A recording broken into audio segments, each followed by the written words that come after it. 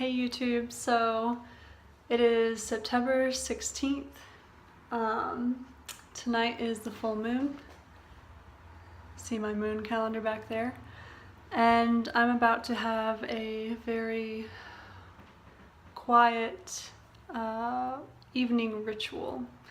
I will be stepping out later to see the moon, but it's going to be very subdued. It's not going to be too elaborate because I don't think it needs to be.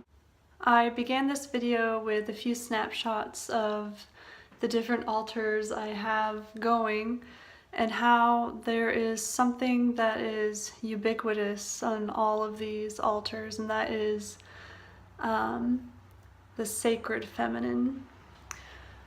So if the divine feminine is part of the all, it's divine on a cosmic level. For me, the sacred is more on a very earthy and archetypal level. So the specific aspect of the sacred feminine that I have decided to dedicate some time to as part of my work for Self-Love September is the Empress. And here we see the traditional Rider-Waite Smith. This is my US Games copy, my first tarot deck I got a little over a year ago. And then this is the Empress in the Mary L Tarot.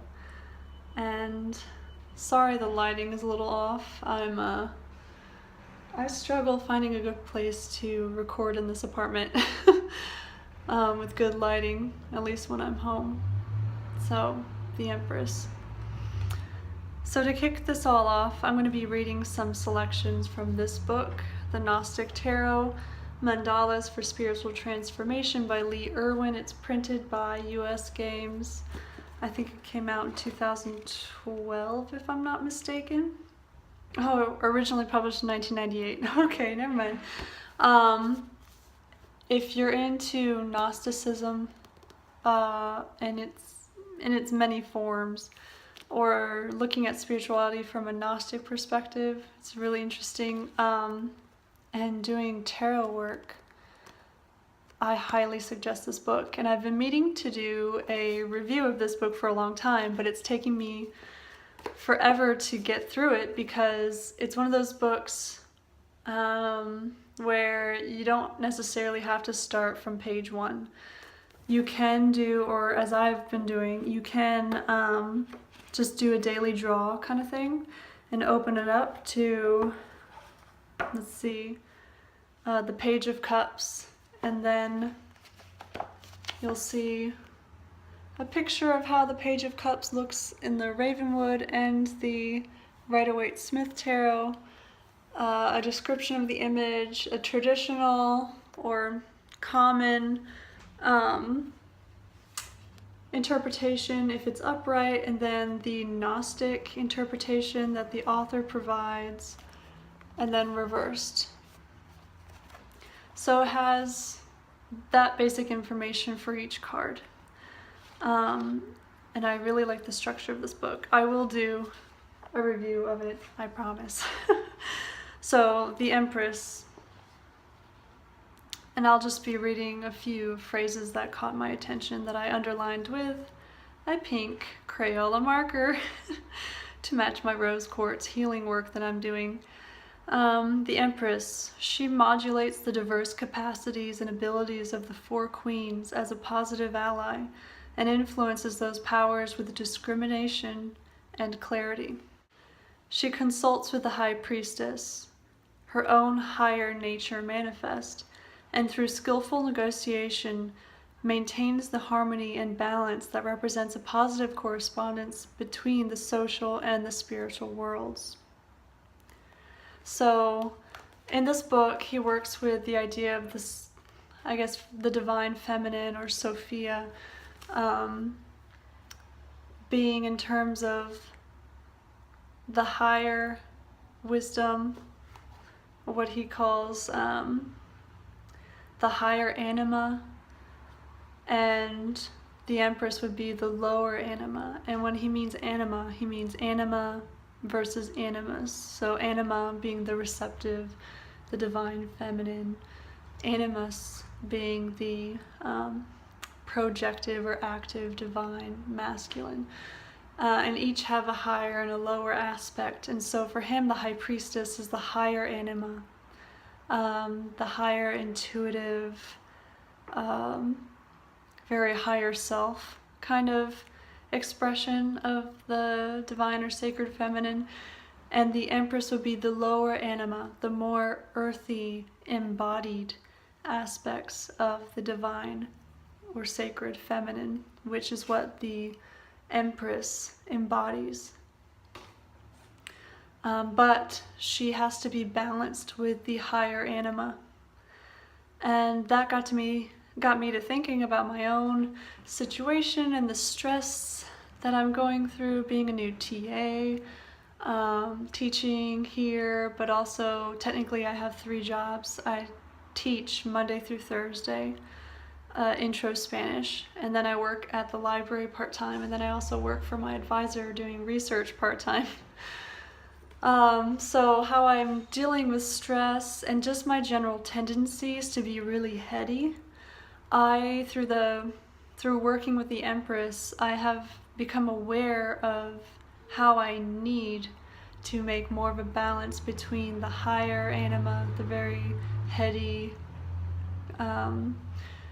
intuitive, philosophical anima, versus the very embodied, corpulent, physical, physicality of the lower anima. That would be my relationship to my body, to sexuality, to fertility and creativity in the widest sense of the word, that kind of thing. I was a little bit imbalanced, favoring the higher versus the lower anima, and that has been really an integral part of some of the shadow work, but also the healing work, the creative work that I've been able to do for the past few weeks, and which is why I have a kind of additional altar. So I have my divine altar in my bedroom, my sacred altar, and now on my coffee table I have an altar just dedicated to my body, specifically my sexuality, because the Empress is also, or working with the Empress in her many forms and guises, has also illuminated some shadow work that I need to do regarding my relationship to my own body in a sexual way, but also my relationship to sexuality, to sexual expression. Yes, so to specifically the idea of reproduction, possibly becoming a mother within the next few years, just a lot of that. Let me drink some tension tamer. Oh, delicious. So, continuing in the book. The Empress. As a source of pleasure, her sexuality becomes a means for fully expressing passion without creating either vulnerability or grasping. While her energy is free and flowing and her emotional life very intense, she is neither driven nor drawn to unhealthy or self-serving relationships. From the Gnostic point of view, the Empress represents the stage by which the anima comes to full possession of its intuitive and synthetic powers relative to worldly concern and pragmatic ambitions.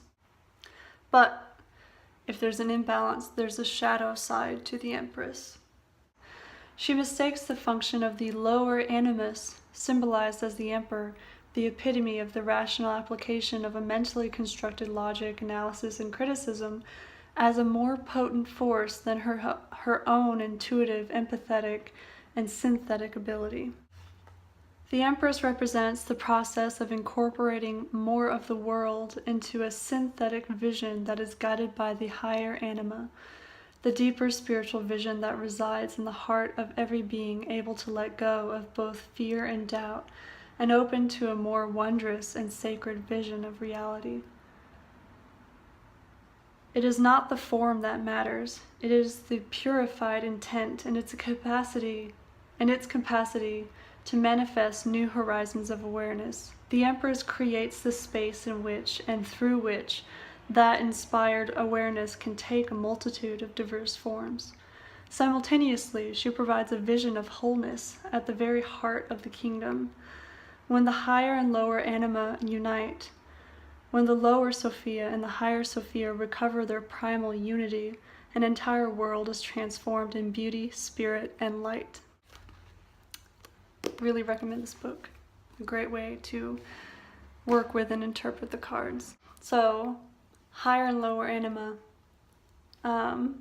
finding the spirituality in my body and how I embody it and enact it. That has been a really crucial part of my self-love work I've been doing so far in Self-Love September.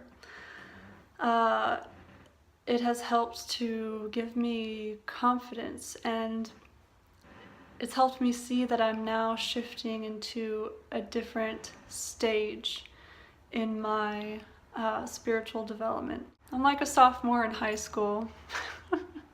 I'm not a freshman anymore.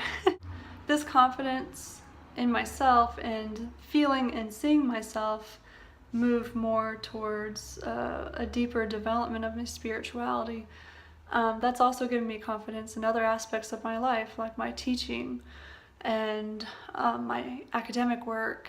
It's just been really interesting. So I guess to sum all of this up, thank you, Kellyanne, for sharing Self-Love September with us and the world.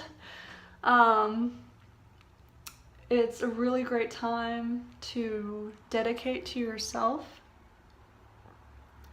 and help you realize how important it is to set aside time to dedicate to yourself and to see how self-love comes in an infinite amount of forms. Self-love is treating yourself and, taking care of yourself, but it's also doing shadow work. It's also confronting memory and working through shit too. And the Empress has been my focus. So it's been really interesting thinking about the Empress in terms of shadow work and the Empress's relationship to the High Priestess, and how all that ties into me and my body. So I hope you guys have enjoyed this. I hope you have an amazing full moon. It's the harvest moon of 2016, and actually around this time last year, there was a lunar eclipse for that year's harvest moon, and that's when I actually made like a dedication to my craft and to this path, this spiritual path that I'm on now. So yeah, I love September. And now with Self-Love September, I love it even more. So enjoy the harvest moon. Go out and say hello to her if you get a chance tonight. And yeah, happy autumn equinox. It's coming up too. Bye.